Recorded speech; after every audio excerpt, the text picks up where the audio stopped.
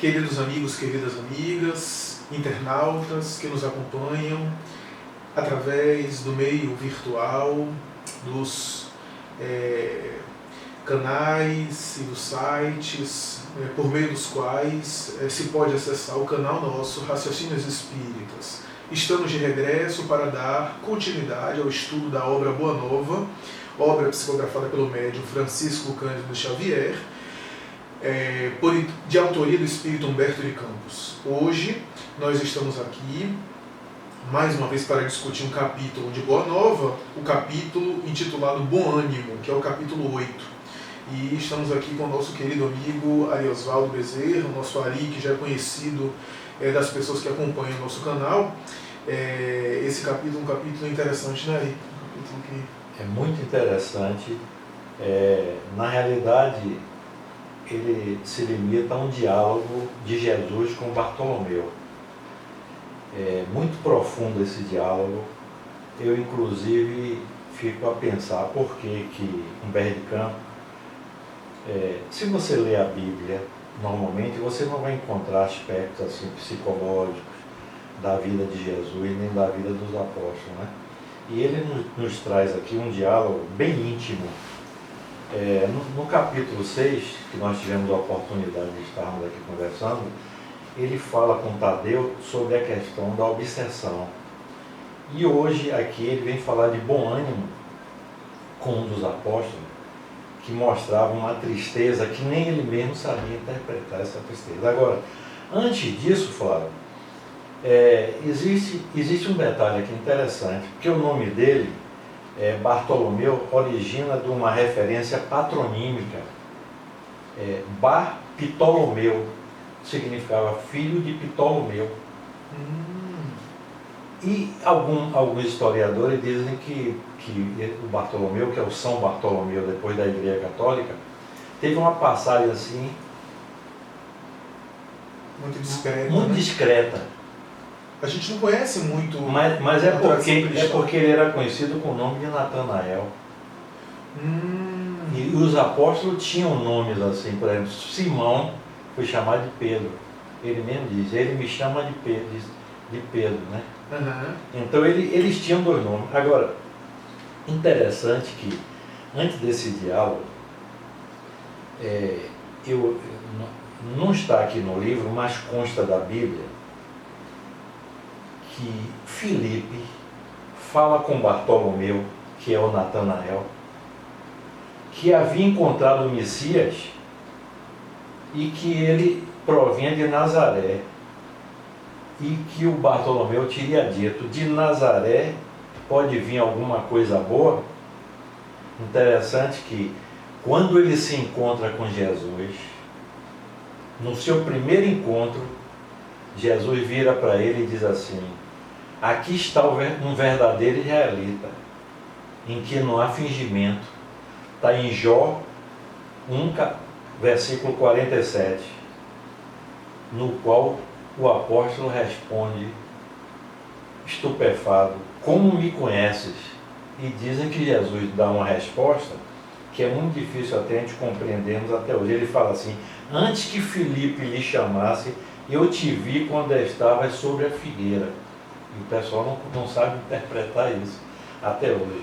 Ou seja, Bartolomeu, do ponto de vista tradicional da tradição cristã, ele tem pouca informação. É um apóstolo que é mais discreto do que os outros, até porque tinha esse nome, Natanael, né? Alguns atribuem a ideia de Natanael bem Elias, né? Alguns autores. Você trouxe uma coisa interessante, porque o termo Bar significa filho de, daí Simão Bar Jonas, Simão filho de Jonas, Bar Ptolomeu, né? Exatamente. Ou seja, de acordo com essa expressão, possivelmente o pai dele se chamaria Ptolomeu. Exatamente, né? Exatamente. Agora, ele nasceu em Caná, com acento agudo da Galileia, que até pouco tempo eu tenho a impressão que eu li Canaã. E provavelmente ele presenciou a boda de Caná, da Galileia, com acento agudo. Mas ele residia na cidade de Dálmata, que hoje você não vai encontrar. Mas eu soube que os arqueólogos ingleses há pouco tempo descobriram essa cidade de Dálmata. Quer dizer, ela na realidade existiu. Agora, Bartolomeu, ele era um dos apóstolos mais dedicados desde os primeiros tempos. Humberto de Campos começa o capítulo falando isso, né? Exatamente. Mais agora, se você me permite, essa palavra dedicado, o que é que ele quer dizer por dedicado? Nós vimos aqui no capítulo 6 que Jesus fala, eles são fiéis, mas a dedicação é aquele que, mesmo doente, aquele que não enxerga, mas que coloca o seu ouvido e a sua boca à disposição. Isso é que é dedicação, que nós comentamos aqui. Aquele que é surdo, pega o arado e vá. Se lembra? Então, por isso que Humberto de Campos coloca, ele era um dos mais dedicados desde o primeiro tempo de suas pregações. Interessante, né? Agora, ele era muito triste.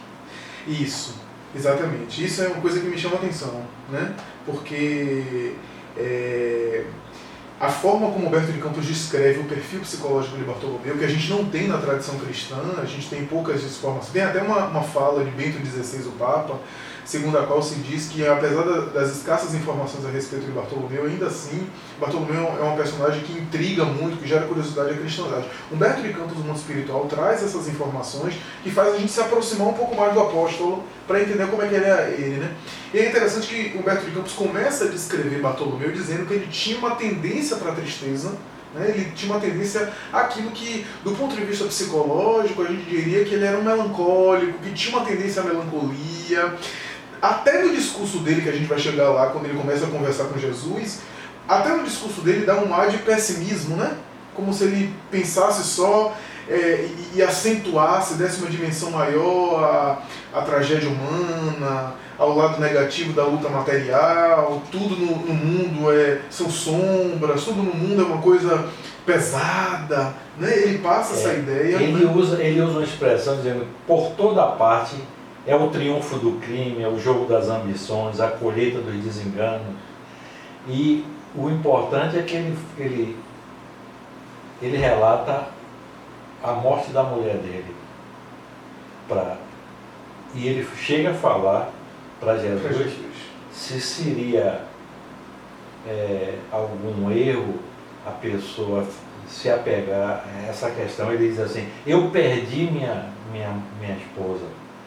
Aí Jesus responde numa frase emblemática aqui, dizendo assim, como perdeu, se todos nós somos filhos de Deus? Então não tem nada perdido. Não tem perda. Porque Bartolomeu estava raciocinando pelo aspecto material, né? E Jesus sempre falando pelo aspecto espiritual, né? Mas o Bartolomeu, ele mesmo não sabia explicar as tristezas dele, entendeu? Isso é interessante. Ele mesmo não sabia. Isso é interessante porque esse tipo de situação ali é um conflito bastante humano, né? Bastante nosso, assim. Quantos na Terra vivenciam essa tendência à tristeza? Allan Kardec, no Evangelho segundo o Espiritismo, tem um trecho chamado A Melancolia, que é uma mensagem mediúnica, onde o Espírito diz mais ou menos assim, sabeis porque de vez em quando se apodera de vós certa tristeza, e o Espírito vai dizer, é o vosso Espírito que tem saudade do mundo espiritual e anseia quebrar os grilhões que prendem a matéria, mas resistis a esses anseios da alma, para que não enfraqueça o vosso corpo, não abale a sua saúde, porque tens uma missão na Terra ainda a desempenhar. Ora, o Espírito está falando dessa tristeza, dessa melancolia. Não estamos nem falando de um quadro clínico grave, como uma depressão, um transtorno mais sério. Estamos falando de uma certa nostalgia, de uma certa tristeza, que a doutrina espírita vem explicar muito bem, vem dizer não apenas que o espírito às vezes tem uma certa nostalgia do mundo espiritual, uma certa saudade do local de origem de onde ele veio, que às vezes deixou afetos, mas também Joana de Ângeles, examinando essa questão em uma das suas obras, vai dizer que às vezes a tendência à melancolia e à tristeza tem raízes remotas em nosso passado espiritual. Claro que Humberto de Campos não vai dar esse enfoque, não é nem a questão aqui, mas ela vai dizer o seguinte, que às vezes, por conta de conflitos adquiridos em outra existência, e em razão da consciência de culpa que o espírito tem, o espírito volta à Terra, com gravado no seu inconsciente essa culpa, e graças a essa culpa no seu inconsciente, ele vai ter a tendência na vida atual, na existência atual, à melancolia. A melancolia, a tendência até ao humor deprimido, às vezes tem raízes em uma culpa inconsciente que foi gerada em outra encarnação, em face de atos não tão éticos, não tão saudáveis, e que é uma espécie de regularização ao espírito culpado, né? Mas voltando à questão de Boa Nova, de Humberto de Campos, ele não sabia as razões dessa tristeza, né? Essa tendência à melancolia, e aí faz um desabafo. Ele desabafa com Jesus, né? Ele coloca para fora isso. Porque a tristeza, a tristeza é uma espécie de lente escura, né? As coisas são o que são, mas nós damos às vezes um ar mais pesado às coisas, né?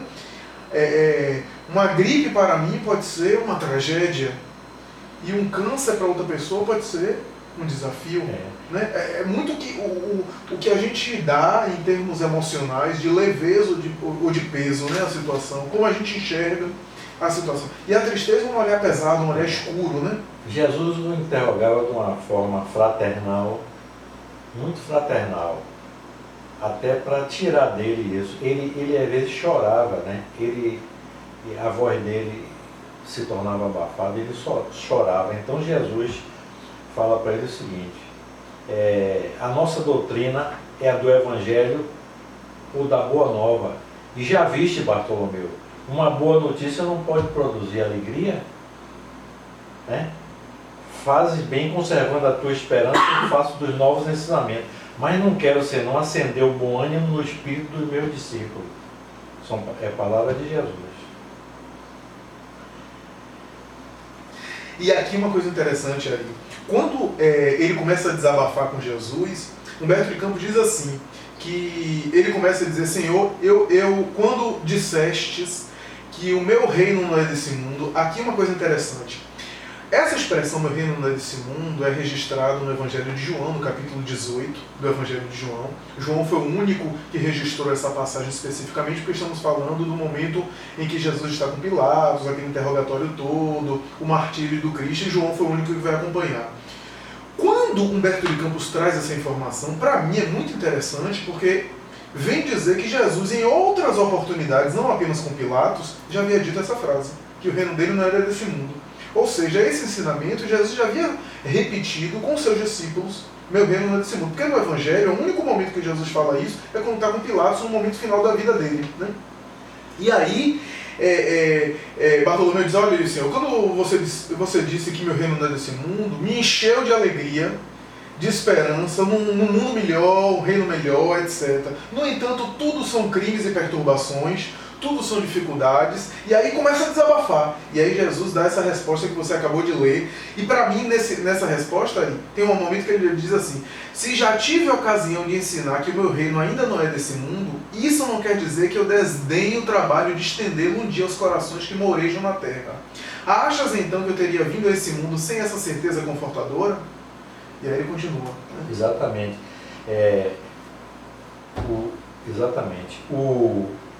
Interessante que Bartolomeu pergunta a ele: o Evangelho exige de nós a fortaleza permanente? Você imagine, né?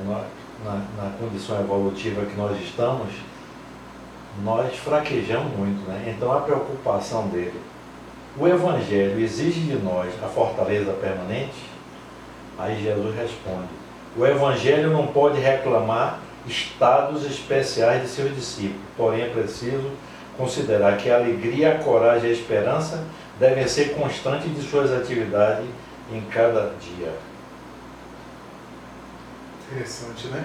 Interessante. E é interessante que Bartolomeu começa meio que se queixar com Jesus, falando das pedras do caminho, das dificuldades da vida, né? Começa a falar de que tudo, onde ele coloca os olhos é tudo sofrimento. É interessante, amigos, porque do ponto de vista filosófico, do ponto de vista materialista, muitos filósofos e pensadores chegaram a essa conclusão. Tendo uma visão apenas materialista e imediatista da vida, a conclusão que eles chegaram é uma conclusão lógica, que a vida, do ponto de vista material, são sofrimentos, são perdas. Tem até um grande psicanalista que fala isso, que a gente sai da infância e perde a infância, chega na juventude, depois a gente perde a juventude, depois a gente perde a nossa condição social para outra condição social. Tudo na vida são perdas, perdas simbólicas, perdas materiais. Então, se a gente olhar do ponto de vista apenas material, O que é juventude, um dia vai deixar de ser juventude. O que é saúde, um dia vai deixar de ser, vai ser enfermidade. O que é beleza, um dia vai ser feiura. Tudo no mundo é uma consumição de energia, ou seja, uma transformação molecular. Então tudo no mundo caminha para o caos, para a destruição, do ponto de vista material. E aí, quando Bartolomeu se queixa dessa forma, é interessante porque estamos diante de um discípulo de Jesus se queixando dessa forma. Com certeza. E Jesus diz para ele: a vida terrestre é uma estrada prodigiosa que conduz aos braços amorosos de Deus. O trabalho é a marcha. A luta comum é a caminhada de cada dia. Olha só. Olha só. E é interessante quando ele fala da paternidade divina, né? Quando ele fala da proteção que o Pai protege a todos nós, tem o tempo todo assistindo a todos nós, né? E depois ele vai comparar da maneira como os irmãos de carne tratam ele, o Pai, e como Jesus estava tratando. Né? Isso.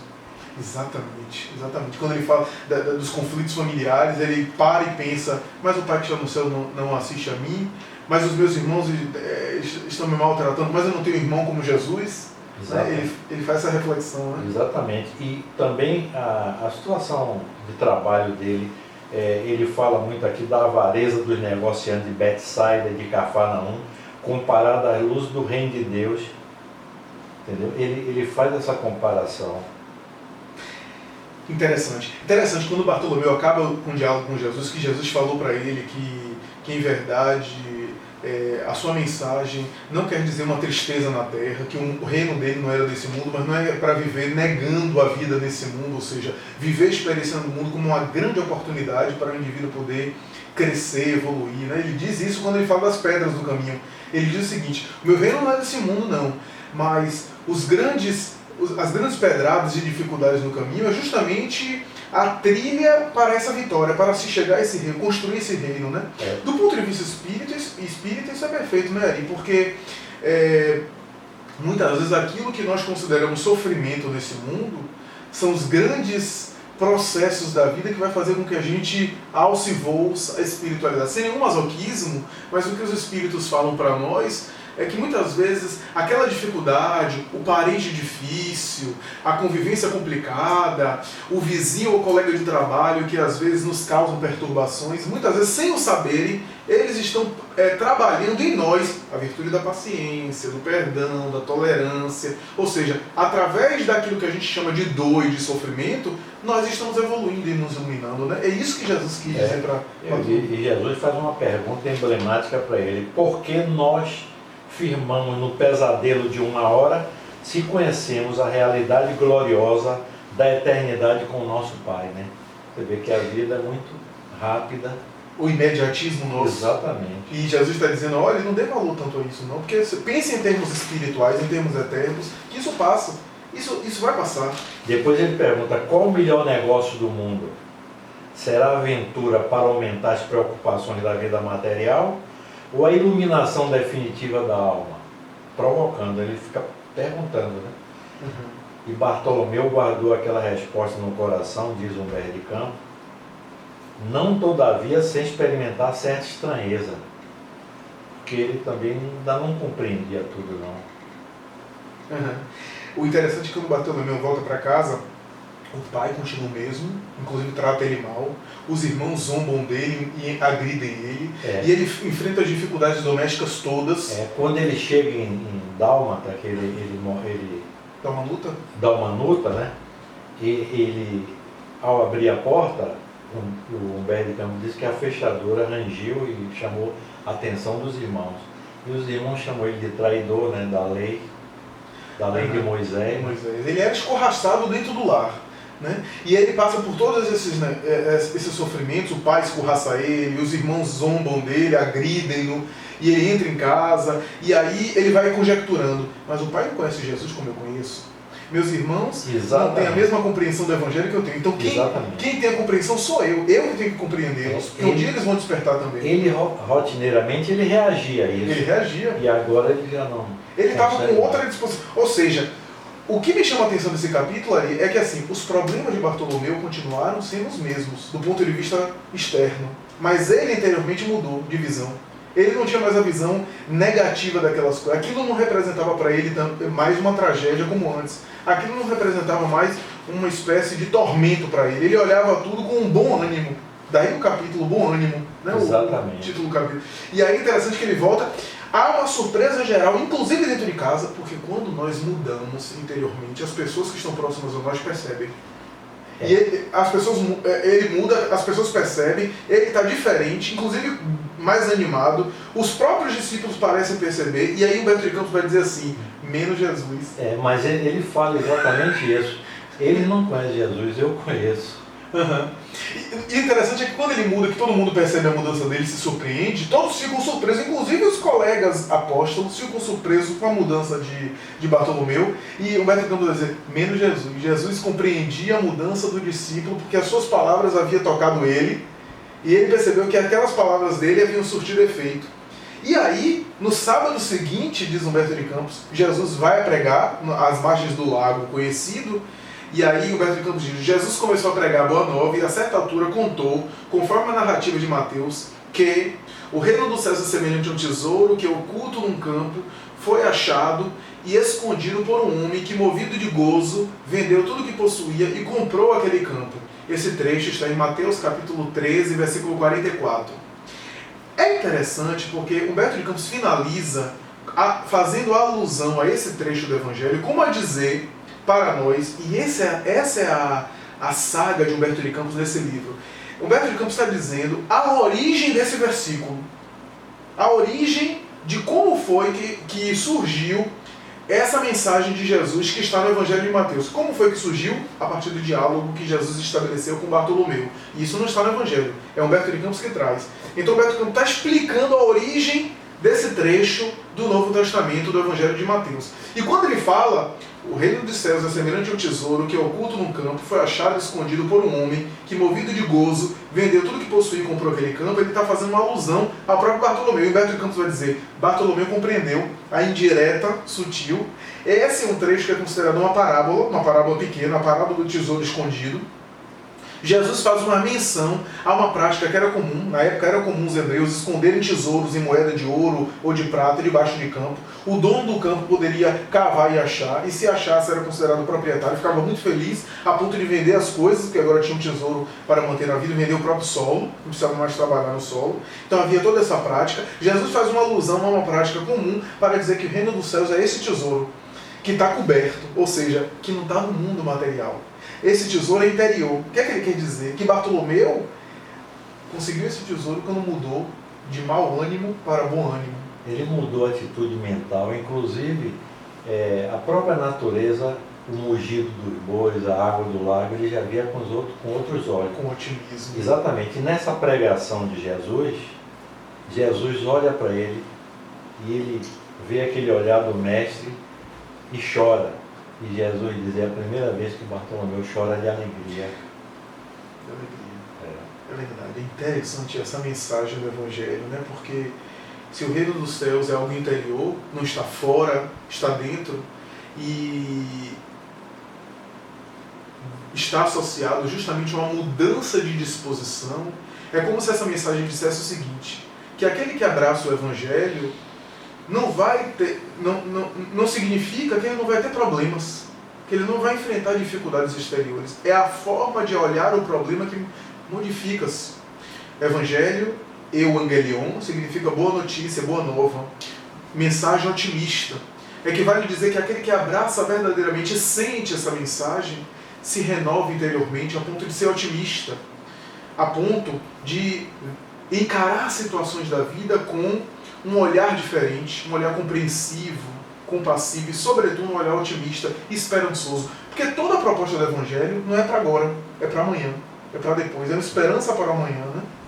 Na hora que Bartolomeu pergunta a ele se o Evangelho exige dos apóstolos uma fortaleza permanente, Jesus disse, a verdade não exige, a verdade transforma. Isso que você fala, acabou de falar. Impressionante. Então é um capítulo curto, mas é riquíssimo, né? Traz essas informações, inclusive enriquece-nos com informações acerca desse apóstolo Bartolomeu, que não é muito conhecido da tradição cristã, né?